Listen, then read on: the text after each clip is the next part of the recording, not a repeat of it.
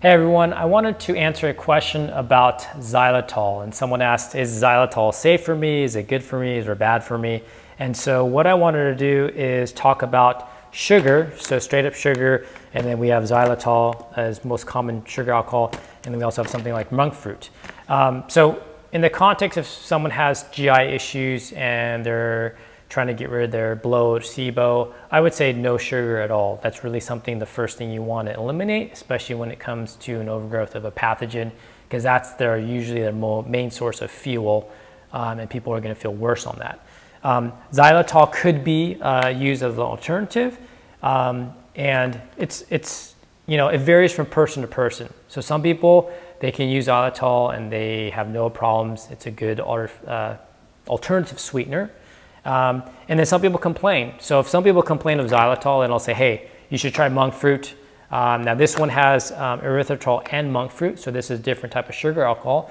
And I find that some people do really well on erythritol and monk fruit, a combination, but they do horrible on xylitol. So at the end of the day, what I'm saying is it varies from person to person.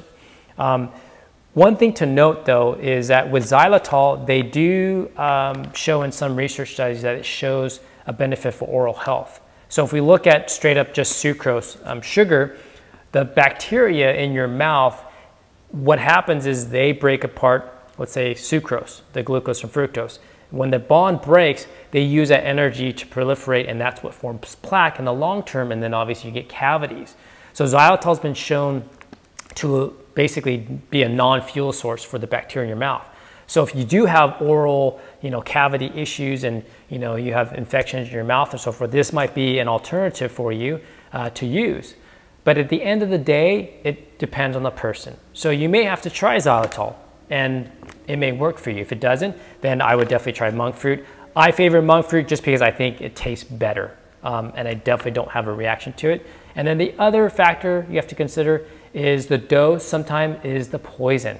So maybe you can get away with a teaspoon to a tablespoon a day, but anything above that is too much and you start getting symptoms. And that goes for monk fruit as well. So again, it's an individual thing, experiment. You might have to be the guinea pig and find out what works best for you.